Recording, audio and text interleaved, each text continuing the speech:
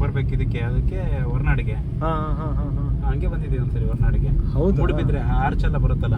ಮೂಡುಬಿದ್ರೆಯಿಂದ ಒಂದು ರೋಡ್ ಬಂದ್ಬಿಟ್ಟು ಮೂಡುಬಿದ್ರೆ ಕಳೆದ ಮೇಲೆ ಒಂದು ರೋಡು ಇದಕ್ಕೆ ಹೋಗುತ್ತೆ, ಅದು ಕುದುರೆಮುಖಕ್ಕೆ.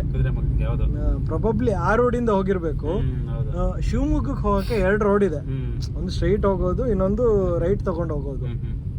ಕುದುರೆಮುಖ ಅಂದ್ರೆ ಅಲ್ಲಿ ಫಾರೆಸ್ಟ್ ಅವ್ರದ್ದು ಪರ್ಮಿಷನ್ ಬೇಕು, ಪರ್ಮಿಷನ್ ಲೆಟರ್ ತಗೊಂಡು ಒಂದು ಇದು ನಾವು ಹೋಗ್ತಾ ಗಾಡಿಯಲ್ಲಿ ಒಂದು ಲೆಟರ್ ಕೊಡ್ತಾರೆ. ಒಂದು ಲೆಟರ್ ಕೊಡ್ತಾರೆ. ಹೌದಾ, ಅದೇ ನೆಕ್ಸ್ಟ್ ಅಲ್ಲಿ ಹೋಗಿ ಆ ಲೆಟರ್ ನಂಗೆ ವಾಪಸ್ ಕೊಡ್ಬೇಕಷ್ಟೇ.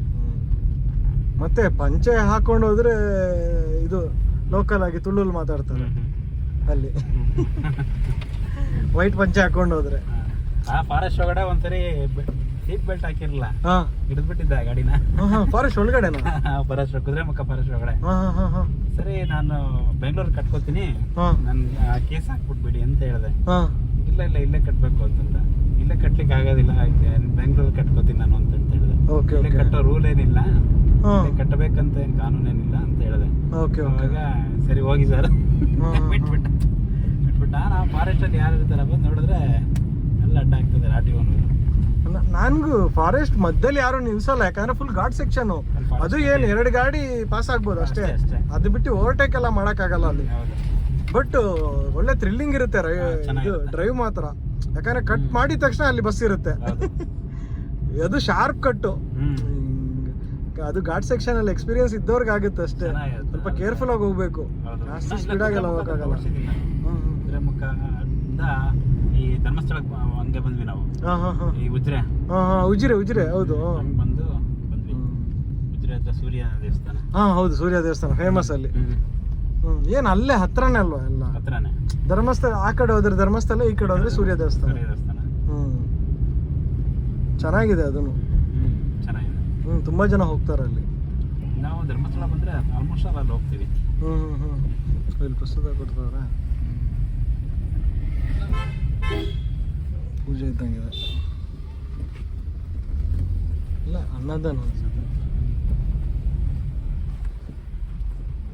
ಇದೆ ತಾನೆ. ಮುತ್ಸಂದ್ರ. ಮುತ್ಸಂದ್ರಕ್ಕೆ ಬಂದ್ವ ನಾವು.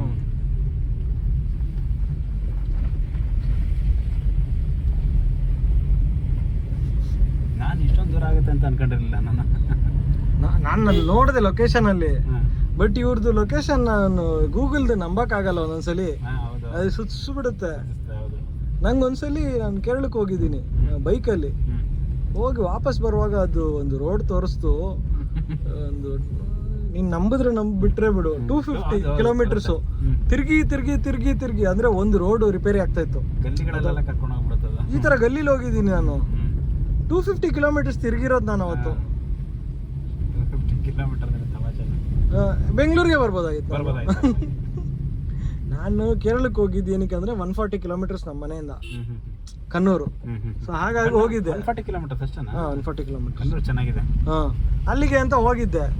ನಂಗೆ ಆ ಥರ ಅಂತ ಗೊತ್ತಿದ್ದೀರಿ, 250 ಕಿಲೋಮೀಟರ್ಸ್ ತಿರುಗ್ತೀನಿ ಅಂದ್ರೆ ಬೆಂಗಳೂರಿಗೆ ಬಂದ್ಬಿಡ್ತೀನಿ. ಅಲ್ಲ, ಹೋಗಕ್ಕೆ 140, ಬರಕ್ಕೆ 140, ಅಲ್ಲೇ ಆಗೋಯ್ತಲ್ಲ 280 ಪ್ಲಸ್ 240. ರೋಡ್ ಅಂತೂ ಬಹಳ ಇದಾಗಿದೆ. ಇಷ್ಟು ಅರ್ಬನ್ ಸಿಟಿ ಹೆಂಗಿರ್ಬೇಕು. ಹೌದು, ರಾಜಕಾರಣಿಗಳು ಬರೀ ತಿಂದು ತೇಗೋದ್ರಲ್ಲೇ ಇದ್ದಾರೆ ಅಷ್ಟೇ ಹೊರತು ಆಫ್ ರೋಡಲ್ಲಿ ಪಾಪ ಹೆಂಗ್ ಹೋಗೋದು. ಹೌದು, ಅದಕ್ಕೆ ತಾನೇ ಜೀಪ್ ಕೇಳಿದ್ ನೀನು. ಯಾಕೆ ಜೀಪಲ್ಲಿ ಬಂದಿಲ್ಲ ಊರಿನ? ಜೀಪ್ ಆಫ್ ರೋಡ್ ಅಲ್ವಾ ಆಲ್ಮೋಸ್ಟ್ ಅಲ್ಲ. ಹೌದು, ಇಲ್ಲಿ ಇಷ್ಟು ಇದು 50 ಸೈಡ್ದು ಗ್ರೌಂಡ್ ಕ್ಲಿಯರೆನ್ಸ್ ಒಂದು ಸ್ವಲ್ಪ ಚೆನ್ನಾಗಿದೆ. ಈ ವರ್ಣ ಹಳೆ ವರ್ಣ ಇದೆಯಲ್ಲ 168, ಅದು ಟಚ್ ಆಗುತ್ತೆ ಇಲ್ಲಿ. ಇವಾಗಿಂದು 170 ಮಾಡಿದ್ದಾರೆ, ಅದಾದ್ರೂ ಓಕೆ, ಬಟ್ ಆದ್ರೂ ಟಚ್ ಆಗುತ್ತೆ ಅದು.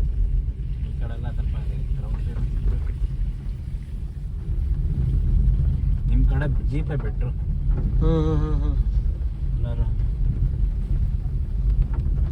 ಇವಾಗ ಪರವಾಗಿಲ್ಲ. KHB ಸೈಟ್ಸ್ ಇದೆ ಇಲ್ಲಿ, ಮಾರ್ಕೆಟಿಂಗ್ ಆಫೀಸ್ ಅವ್ರಿಗೆ.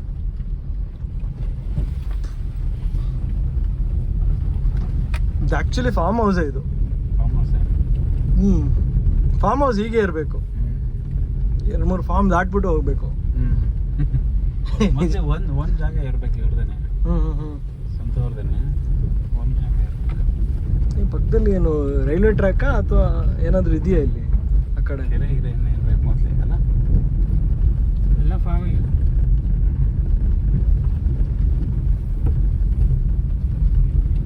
ಇಲ್ಲ ಸರ್ ಲೊಕೇಶನ್ ಇದೇನಾ ಲೊಕೇಶನ್?